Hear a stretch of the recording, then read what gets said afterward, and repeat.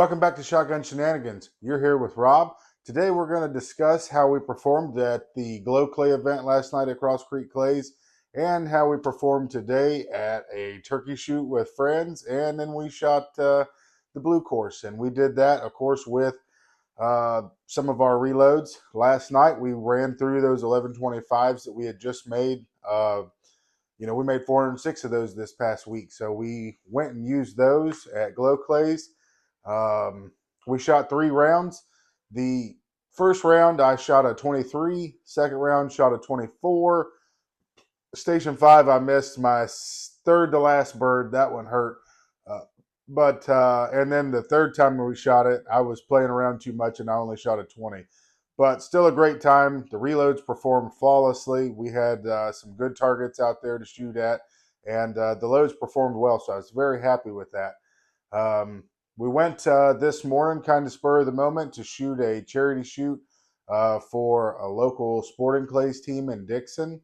And so we went down there and we shot 3 or 4 rounds of that. And we didn't get lucky enough to get closest to the X, any of us, but some of the guys there definitely won some turkeys and hams. We just weren't the ones. We were trying it with different guns and different chokes, and it didn't pan out for us. But we didn't go to win. We went to support the get up that they're trying to do there.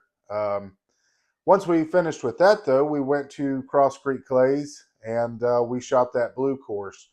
I started out probably the first 9 or 10 stations finishing out those 1125s, and then I had some of those super handicaps that we loaded a while back that I finished the course with, but today was a rough day out there. I shot a 47. That's pretty humbling. I've been out there and I've shot really well on that course and I've shot really bad, but you don't expect to go out there and shoot a 47. But I noticed when I put a hotter shell in, I had no problem making the connections.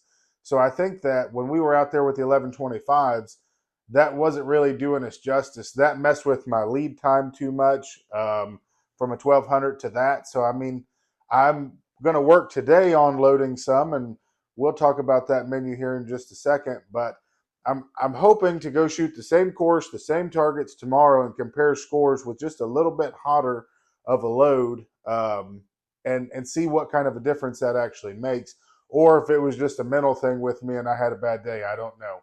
But let's reposition, and then we'll talk about what we're going to load today.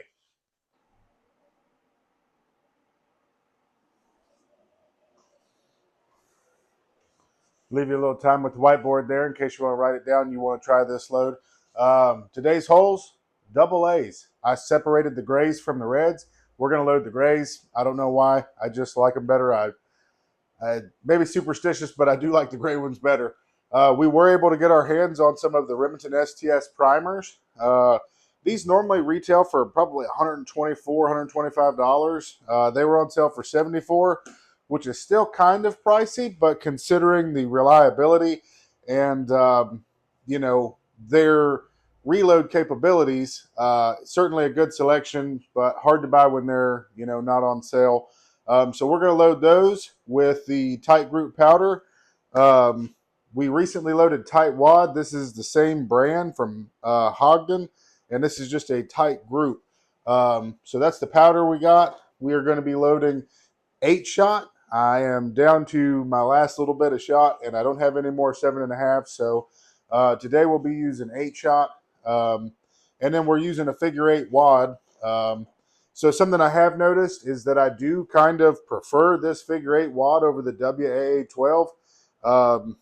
And again, I haven't put it on a pattern board yet side by side with, similar loads, as similar as I could make them with just changing the wad to see what the difference would be.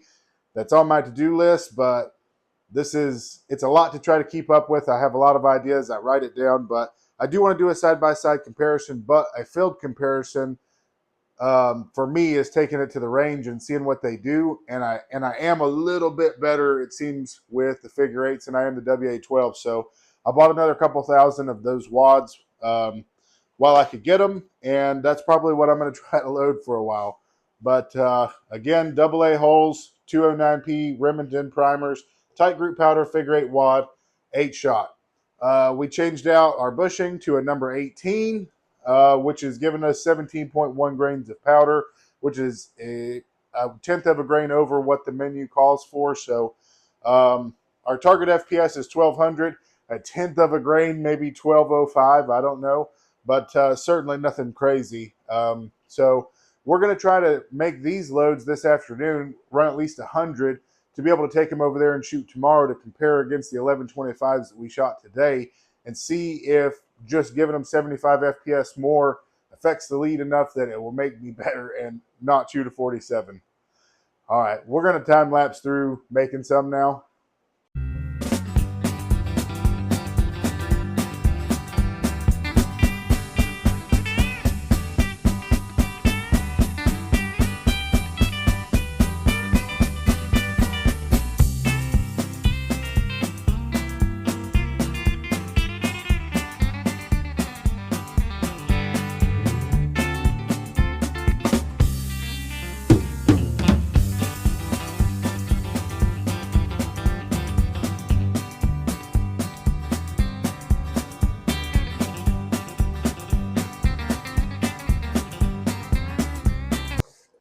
All right, guys, so we got our loads today. I timed it. We started at 5:22 and we finished at 5:44. So just in 22 minutes, we were able to load a 100 shot shell. Y'all know the menu. We're going to take these out to the range tomorrow and see how much of a difference 75 FPS can really make. We hope you guys will stay with us and watch the second half of this video. We'll catch you then.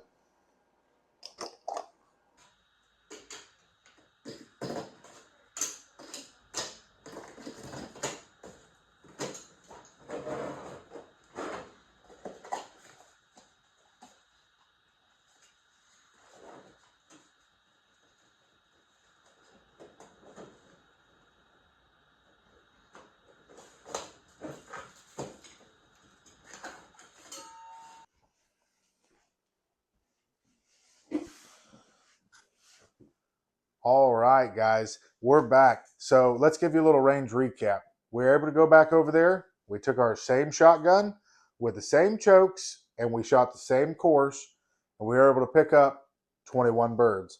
Feel like I redeemed myself there a little bit. It's not the best score in the world, not the worst score in the world by far, but I was happy to go up 75 FPS and see the difference there. Definitely made me feel a little bit better.